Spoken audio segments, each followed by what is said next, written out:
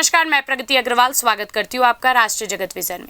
छत्तीसगढ़ के पूर्व deputy CM TS Singhdeo ने आज पत्रकारों से चर्चा करते हुए तमाम विषयों पर अपनी बात रखी। उन्होंने मौजूदा वक्त में चल रहे धान खरीदी को लेकर भाजपा सरकार पर तंज भी कसा है। देखिए पूरी खबर। देश में आजकल तो वन नेशन वन सब कुछ, one nation one election, one nation one tax, one nation पता नहीं क्या क्या। तो अगर वन नेशन की बात हम सोच रहे हैं तो इसमें वन नेशन की एक प्रक्रिया क्यों नहीं होनी चाहिए? काम तो नहीं हो पाए, देखिए जो भी कारण रहे हों, काम तो नहीं हो पाए हैं, नहीं के बराबर काम हो पाए। सच्चाई यही है।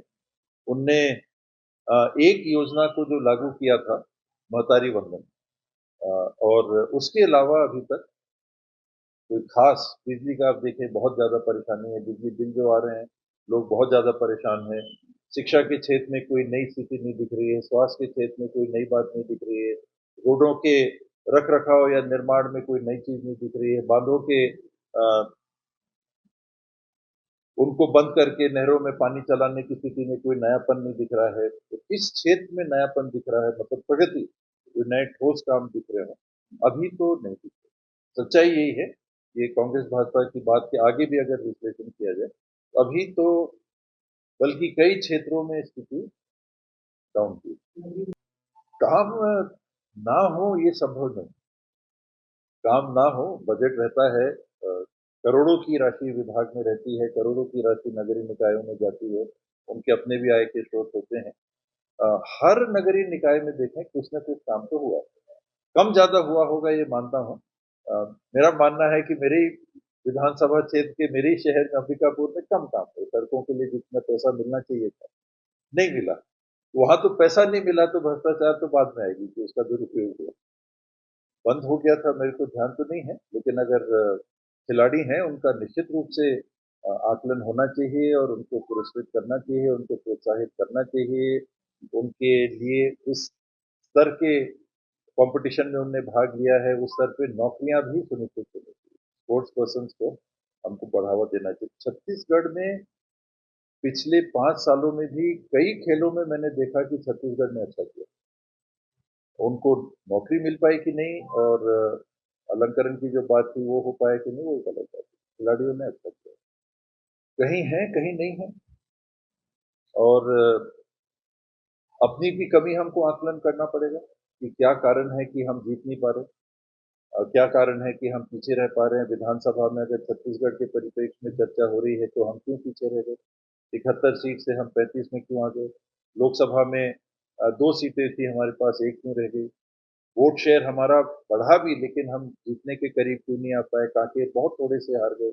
और 2-3 लोकसभाएं थी जहां हम बिल्कुल जीत सकते थे। राजनांदगांव जीत सकते थे, चापा जांजगीर जीत सकते थे, बिल्कुल ये सीटें जीती जा सकती थी। तो कमी कहीं ना कहीं रह गई, जिसका आकलन करना होगा। समीक्षा तो हो गई है, समीक्षा तो हो गई है।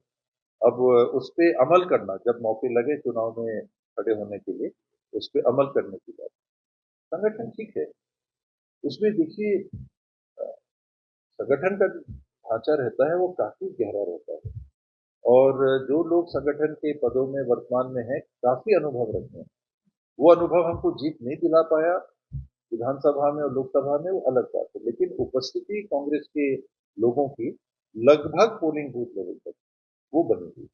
इसको हमको साधना होगा। अगर कहीं बटे बटे हैं, कहीं बिखरे बिखरे हैं, कहीं हताश हैं, कहीं निराश हैं, कहीं किसी का मन किसी कारण से दुखा हुआ है, ये सब बातों को देखें। लोगों की कमी नहीं, उनकी मनोभावना को, उनकी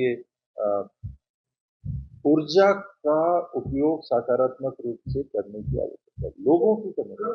देखिए कार्यकर्ता की कारगरता कितनी है ये बहुत अहम होता है। अगर कार्यकर्ता को लगा कि मेरे तरफ ध्यान उतना नहीं दिया जा रहा है, कार्यकर्ता यानी मैं पदाधिकारी कह रहा हूँ, कार्यकर्ता तो गांव लेवल तक और हो जाता है, तो उनकी स्थिति उस इकाई में कमजोर पड़ जाती है।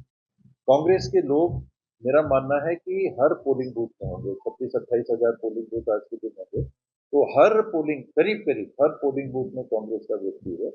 अगर उसकी स्थिति वैसी नहीं बन पाई है कि उसकी चल रही, तो वहां वो पार्टी का विरोध नहीं करेगा, लेकिन पार्टी के लिए जब काम करना चाहेगा तो 20-50 वोट वो कम कर दिलाता है। एकत्रित करने की बात है, किसी के हाथ में नहीं है कि यहाँ उठाया।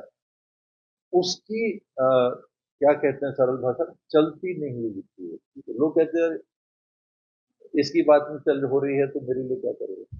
तो वो जो 20-50 वोट फ्लूइड होते हैं, इधर भी जा सकते हैं उधर भी जा सकते हैं, दुर्भाग्यपूर्ण है ये। और उनके प्रति श्रद्धांजलि अर्पित करते हुए ये हमको हमेशा ध्यान में रखना चाहिए कि कोई आसान स्थिति नहीं है कि आज कोई आया और उसको हल कर देगा।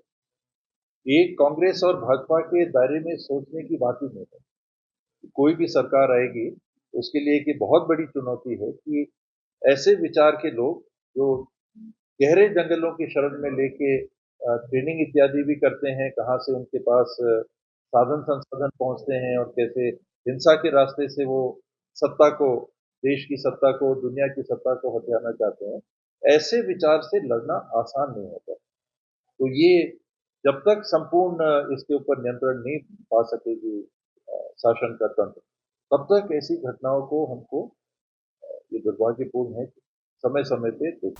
फिलहाल इस खबर पे इतना ही। अपडेटेड रहने के लिए देखते रहिए राष्ट्रीय जगत विजन न्यूज़। हमारे चैनल को लाइक करें, सब्सक्राइब करें, शेयर करें। नोटिफिकेशन के लिए बेल आइकन दबाना ना भूलें। नमस्कार।